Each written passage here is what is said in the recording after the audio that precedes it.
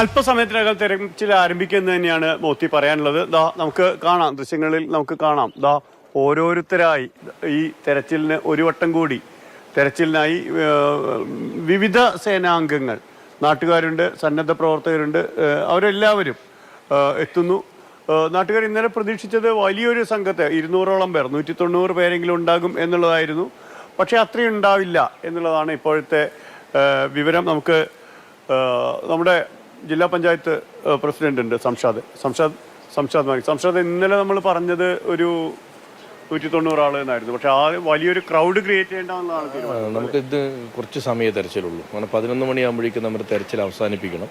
കാരണം പ്രധാനമന്ത്രി വരുന്നതിൻ്റെ സുരക്ഷയുമായി ബന്ധപ്പെട്ട ചില ഒരുക്കങ്ങൾക്ക് 12 മണിയോട് കൂടിയിട്ട് റോഡും ഈ പ്രദേശങ്ങളും ഒക്കെ SPGയുടെ നിയന്ത്രണത്തിലേക്ക് പോകുന്നതുകൊണ്ട് നമുക്ക് വലിയൊരു കുറച്ച് സമയമേ കിട്ടുന്നുള്ളൂ. അതുകൊണ്ടാണ് നമ്മളതിനെ ക്രമീകരിച്ചത്. ഞായറാഴ്ചയും നമ്മൾ ഇതേ രീതിയിലുള്ളൊരു ജനകീയമായൊരു തെരച്ചിൽ ഉറപ്പായും ഉണ്ടാകും. കുറച്ചുകൂടി വിപുലമായി നമ്മൾ ലോക്കലി ആളുകളെ കൂടുതൽ പൂൾ ചെയ്തുകൊണ്ട് കുറച്ചുകൂടി സന്നദ്ധ പ്രവർത്തകരെയൊക്കെ ഉപയോഗിച്ചുകൊണ്ട് ഞായറാഴ്ചയും നമ്മൾ തിരയാനാണ് ഇന്നലെ മന്ത്രിമാരുമായി സംസാരിച്ചപ്പോൾ ലഭിച്ച വിവരം. ഇന്ന് നമ്മൾ 11 മണി വരെ ആയതുകൊണ്ടാണ് ഒന്ന് ആളുകളുടെ എണ്ണത്തിൽ ഒരു പരിമിതപ്പെടുത്തിയത്. പക്ഷെ ആർക്കും ഇതിനകത്ത് പങ്കാളിയാവാം. ലോക്കലി നമ്മൾ എടുക്കുന്ന ആളുകൾ ക്യാമ്പിൽ നിന്ന് കൊണ്ടുവരേണ്ടതാണ്. അപ്പോൾ കുറച്ച് ആളുകൾ മാത്രം നമ്മൾ എടുക്കാൻ തീരുമാനിച്ചു. പോയാൽ മനസാന്നിധ്യം ഉറപ്പുള്ളവർ കുറച്ച് പേർ, അവരാണ് ഇന്ന് ആദ്യഘട്ടത്തിൽ ഇന്നത്തെ തെരച്ചിലിനുള്ളത്. അതെ, ക്യാമ്പിൽ നിന്ന് വരുന്ന ആളുകളാണ് ഒന്ന്. കാരണം അവരിവിടെ നിന്ന് പോയതിന് ശേഷം പലരും ആദ്യമായിട്ടായിരിക്കും ഇങ്ങോട്ട് വരുന്നത്. രണ്ട്, ഇവിടുത്തെ ഇപ്പം നിലവിലുള്ള ആളുകൾ, ഇവിടെ സ്ഥിരമായി വന്ന് നമ്മളോടൊപ്പം സഹായിച്ചുകൊണ്ടിരിക്കുന്ന ഒരുപാട് ആളുകളുണ്ട്. അവരെയും നമ്മൾ കൂടെ ചേർക്കുന്നുണ്ട്.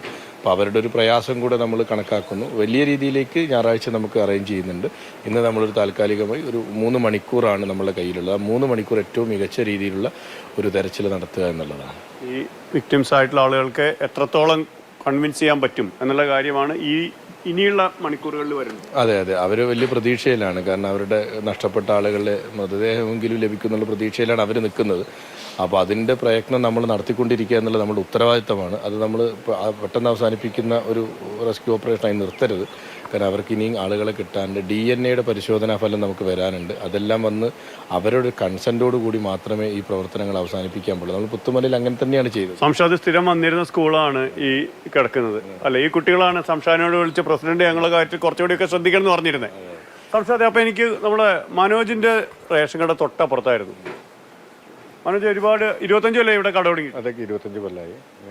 എൻ്റെ കടയിലുള്ളത് ഒരു 831 റേഷൻ കാർഡ് ഉണ്ടായിരുന്നു. പക്ഷേ ഇപ്പോൾ നമ്മളെ ഈ അപകടം നടന്നതിന് ശേഷം എനിക്ക് തോന്നുന്നു ഇനി ഒരു 10-200 കുടുംബം പോലും ഉണ്ടാവില്ല എന്നാണ് എൻ്റെ വിശ്വാസം. അന്ന് രാത്രി ഒരു 1:30ക്കാണ് എൻ്റെ സുരേഷ് എന്ന് പറഞ്ഞ എൻ്റെ ഫ്രണ്ട് വിളിച്ചത്. അങ്ങനെ ഞാനും നമ്മളെ അടുത്തുള്ള പട്ടാളക്കാരൻ വിജയേട്ടൻ എന്ന് പറഞ്ഞ പുള്ളീനും വിളിച്ചിട്ടാണ് ഞങ്ങൾ രക്ഷാപ്രവർത്തനം നടത്തിയത്. അപ്പം തന്നെ ഞങ്ങളൊരു 19 പേരെ ഞങ്ങൾ അപ്പുറത്തേക്ക് കടത്തി, റോഡിൻ്റെ അപ്പം തന്നെ കിടത്തി. അന്നേരം തന്നെ കുറേ ആളുകൾ, എൻ്റെ സുഹൃത്തിൻ്റെ അച്ഛനും അമ്മ, അതുപോലെ തന്നെ അബൂബക്കർ എന്ന് പറഞ്ഞ ആളുടെ വൈഫ്, പേരക്കുട്ടിയൊക്കെ അപ്പം തന്നെ മിസ്സായെന്ന് തന്നെ പറഞ്ഞു. പിന്നെ അത് കഴിഞ്ഞിട്ട് നമ്മൾ ഇങ്ങോട്ട് വരുന്ന സമയത്ത് പിന്നെ അംസാക്ക എന്ന് പറഞ്ഞ ഒരു ഭാര്യ, പേരക്കുട്ടി, അപ്പം തന്നെ അവർ ഒഴുക്കിൽപ്പെട്ട് പോയി. പിന്നെ ഞങ്ങൾ ഇങ്ങോട്ടേക്കാണ് വന്നത്. രാത്രി വെളിച്ചമൊന്നും ഉണ്ടായില്ല. മൊബൈലിൻ്റെ ആ ടോർച്ചിൽ ഞങ്ങൾ ഇങ്ങോട്ട് വന്ന് നോക്കും. ഇവിടെ കുറേ ആളുകളുണ്ടായിരുന്നു ഹോസ്പിറ്റലിൽ. അങ്ങനെ ഞങ്ങൾ ഇങ്ങോട്ടേക്ക് വന്ന് നോക്കുന്ന സമയത്ത് ഈ പാലൊന്നും ഇല്ല. ഞങ്ങൾ വരുന്ന സമയത്ത് തന്നെ വലിയ ചെളി കൊണ്ട് മൂടിയിട്ട് ടൗണിൽ നടന്നു. അപ്പം തന്നെ ഞാൻ ചെളിയിൽ എൻ്റെ ചെരുപ്പെല്ലാം പോയി. പിന്നെ ലാസ്റ്റ് തിരിച്ച് അങ്ങോട്ട് തന്നെ പോയി. പിന്നെയും ഞങ്ങൾ വന്നു, കുറേ ആളെ രക്ഷപ്പെടുത്തി. പിന്നെ വന്നതിന് ശേഷം ഞങ്ങൾ സ്കൂൾ റോഡിൽ പോയി നോക്കി. സ്കൂൾ റോഡിൽ പോയി നോക്കുമ്പോൾ നമ്മൾ ഭയാനകമായ ഒരു ചിത്രമാണ്. ഞാൻ ഇത്രയും വലിയൊരു ഉരുൾപൊട്ടൽ ഇവിടെ ഉണ്ടാവും എന്നുള്ള ഒരു പ്രതീക്ഷ ഇല്ലായിരുന്നു. ഈ പാലത്തിൻ്റെ മുകളിൽ കൂടെ വെള്ളം സാധാരണഗതിയിൽ വരലുണ്ട്. പക്ഷെ ഇത് പാലം പൊട്ടി വീണ് ആ സ്ലാബ് മൂടിയതിന് ശേഷമാണ് ടൗണിലേക്ക് വെള്ളം വരുന്നത്.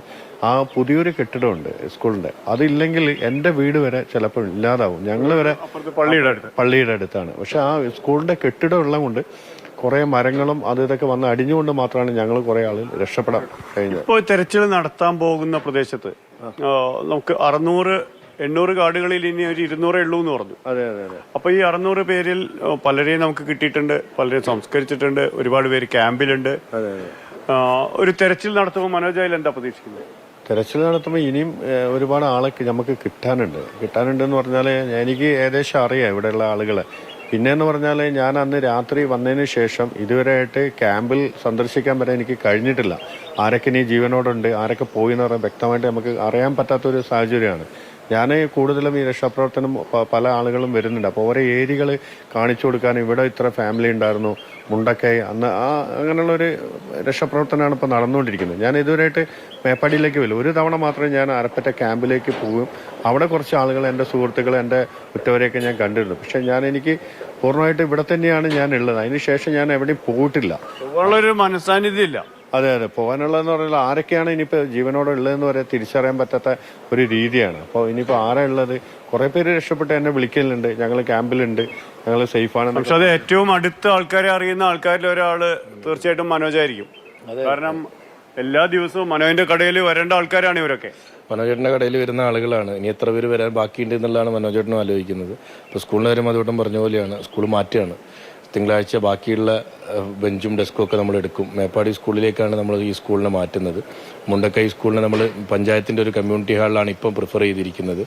അപ്പോൾ ആ കുട്ടികൾ പറഞ്ഞതുപോലെ 29-ാം തീയതി ഞാനിവിടെ വരികയും അവർ പറഞ്ഞ എല്ലാ ആവശ്യങ്ങളും അവർക്ക് കൊടുക്കുകയും ചെയ്ത് പോയ ഒരാളാണ്. പക്ഷെ പിന്നെ രാവിലെ വരുമ്പം കാണുന്നത് സ്കൂൾ തന്നെ ഇല്ലാത്തതാണ്.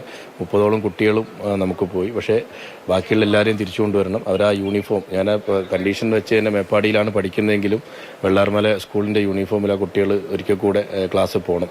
അത് എത്രയും പെട്ടെന്ന് പ്രാവർത്തികമാക്കാനുള്ള ശ്രമം നമ്മൾ ജില്ലാ പഞ്ചായത്തിൽ സ്കൂൾ എന്ന രീതിയിൽ എല്ലാ തരത്തിലുള്ള ശ്രമവും നടത്തുന്നുണ്ട്.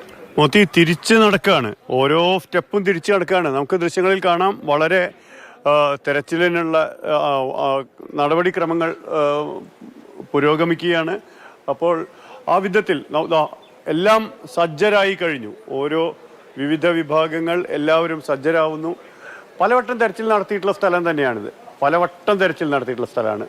പക്ഷേ അപ്പോഴും ആ തെരച്ചിൽ നടത്തിയതിനപ്പുറത്ത് ഇനിയും എന്തെങ്കിലുമുണ്ടോ, ആരെങ്കിലുമുണ്ടോ, പ്രിയപ്പെട്ടവർ ആരെങ്കിലും വീടിൻ്റെ ഏതെങ്കിലും ഒരു ചെരുവിൽ, നമ്മൾ കാത്തിരിക്കുന്ന ഒരു മൂലയിൽ അവർ ആരെങ്കിലും ഉണ്ടോ എന്നുള്ളൊരു സംശയം നിവർത്തിക്കുക, അത് വളരെ പ്രധാനപ്പെട്ടതാണ്. ആ സംശയം നിവർത്തിക്കുമ്പോഴാണ് മോത്തി ഒരാൾ കാണാമറയത്തേക്ക് മറഞ്ഞുപോയി എന്ന് ഉറപ്പാണ്. പക്ഷെ അതിനപ്പുറത്ത് അദ്ദേഹത്തിൻ്റെ എന്തെങ്കിലും കിട്ടിയാൽ ആ കാണാതായവരുടെ പട്ടികയിൽ നിന്ന് അദ്ദേഹത്തിന് മോചനം കിട്ടും. അത് ആ വീട്ടുകാരൊക്കെ ആഗ്രഹിക്കുന്നതാണ്. അതിനുള്ളൊരു തെരച്ചിലാണ് നടത്തുന്നത്. ഞായറാഴ്ചയും തെരച്ചിൽ തുടരും എന്നാണ് ഇപ്പോൾ പറയുന്നത്. ഞായറാഴ്ച കുറച്ചുകൂടി വിപുലമായ തെരച്ചിലായിരിക്കും. കാരണം 11 മണിയോടുകൂടി ഈ 12 മണിയോടെ പ്രദേശം SPGക്ക് കൈമാറണം. 11 മണിക്ക് തെരച്ചിൽ പൂർത്തിയാക്കും. അതിനും ഇടയിൽ ഇന്ന് 2 തവണ കേന്ദ്ര സംഘം ഈ പ്രദേശത്ത് എത്തും. രാവിലെയും ഉച്ചയ്ക്കും പ്രദേശത്ത് പരിശോധന നടത്തും എന്നാണ് കേന്ദ്ര സംഘത്തിൽ നിന്ന് അറിവായിട്ടുള്ളത്. 9:30-യോടെയാണ് അവർ കൽപ്പറ്റയിലെത്തുക. അവിടെ നിന്ന് എത്തി 2 വട്ടം ഈ രാവിലെയും ഉച്ചയ്ക്കുമായി പരിശോധന നടത്തുന്നു. ആ പരിശോധനയും വളരെ നിർണായകമാണ്. കാരണം അവരുടെ വിലയിരുത്തലിൻ്റെ കൂടി അടിസ്ഥാനത്തിലായിരിക്കും ഈ നാശനഷ്ടത്തിൻ്റെ തോതളക്കുക. അതിൻ്റെ കൂടി അടിസ്ഥാനത്തിലായിരിക്കും വിവിധ പാക്കേജുകൾ. നാളെ പ്രധാനമന്ത്രി എത്തുന്നു. ഇന്ന് കേന്ദ്ര സംഘം ഉച്ചയ്ക്ക് സംസ്ഥാന സർക്കാരിൻ്റെ പ്രതിനിധികളുമായും ഉദ്യോഗസ്ഥന്മാരുമായും ചർച്ച നടത്തുന്നുണ്ട്. അതെല്ലാം ക്രോഡീകരിച്ചുകൊണ്ടുള്ള ഒരു റിപ്പോർട്ട് വരാനിരിക്കുന്നു. ആ റിപ്പോർട്ടിൻ്റെ അടിസ്ഥാനത്തിലായിരിക്കും ഈ പ്രദേശത്തിൻ്റെ തിരിച്ചു നടത്തത്തിൻ്റെ വേഗം വർദ്ധിപ്പിക്കുന്നത്. ഈ പ്രദേശത്തിൻ്റെ തിരിച്ചു നടത്തം, ഈ പ്രദേശത്തിൻ്റെ തിരിച്ചു പിടിക്കൽ, അത് എത്രത്തോളം കാര്യക്ഷമമായി നടത്താനാവും എന്ന കാര്യങ്ങളിലെല്ലാം തീരുമാനമാവാനിരിക്കുന്നതേയുള്ളൂ. വിവിധ സംഘാംഗങ്ങളായി മുണ്ടക്കൈയിലേക്കും പുഞ്ചിരിമട്ടത്തേക്കും പോവുകയാണ്. അവിടെ 3 സോണുകളാണ് അവിടെയുള്ളത്. 2 സോൺ ഇവിടെ ചൂരൽമലയിലാണ്. അവസാനത്തെ 6ാമത്തെ സോൺ ചാലിയാറിൻ്റെ മേഖലയിലാണ്. ബത്തേരിയിലെ സെൻറ് മേരീസ് കോളേജ് ഗ്രൗണ്ടിൽ നിന്നും ആ സംഘം, അതിനുള്ള വ്യോമസേന സംഘം ഇന്ന് കോപ്റ്ററുകളിലൂടെ അവിടെ നിന്നാണ് പോകുന്നത്. ഇന്നലെ വരെ കൽപ്പറ്റയിലായിരുന്നു, ഇന്ന് അത് ബത്തേരിയിൽ നിന്നാണ് അത് ഓപ്പറേറ്റ് ചെയ്യുന്നത്. പക്ഷേ ഇതിൻ്റെയൊക്കെ അപ്പുറത്ത് 131 പേരെയാണ് ഇപ്പോഴും തിരയുന്നത്. ഒരു കാര്യം കൂടിയുണ്ട് മോത്തി. കാരണം പുത്തുമലയിൽ 7 പേരെയാണ് അന്ന് കാണാൻ, 17-ൽ 12 പേരെയേ പുത്തുമലയിൽ കിട്ടിയിരുന്നുള്ളൂ. അതിൽ ഒരു കുടുംബം 2 ദിവസം കൂടി തെരച്ചിൽ നടത്തണം എന്ന് അവർ ആവശ്യപ്പെട്ടിരുന്നു. അപ്പോൾ അത് ബാക്കി ഉള്ളവർ അതിൽ കൺവിൻസ്ഡ് ആയിരുന്നു, ബോധ്യമുണ്ടായിരുന്നു, അവർക്ക് യാഥാർത്ഥ്യത്തെ അവർ ഉൾക്കൊണ്ടിരുന്നു. പക്ഷെ ഒരു കുടുംബം അത് 2 ദിവസം കൂടി അന്വേഷണം വേണം എന്ന് പറയുന്നൊരു അവസ്ഥയുണ്ടായിരുന്നു. അതുപോലെ ഇവിടെയും 131 പേരിൽ ബന്ധുക്കളെ കൂടി ബോധ്യപ്പെടുത്തിക്കൊണ്ട് മാത്രമേ ഈ തെരച്ചിൽ നിർത്തിവെക്കുന്നുള്ളൂ. ആ വിധത്തിലാണ് ഇപ്പോൾ കാര്യങ്ങൾ പുരോഗമിക്കുന്നത്. മോത്തി, ശരി മധു, അവിടെ ചൂരൽമലയിൽ നിന്ന് മധുവാണ് വിവരങ്ങൾ നൽകിയത്. ബെയിലി പാലത്തിന് സമീപം നിന്ന്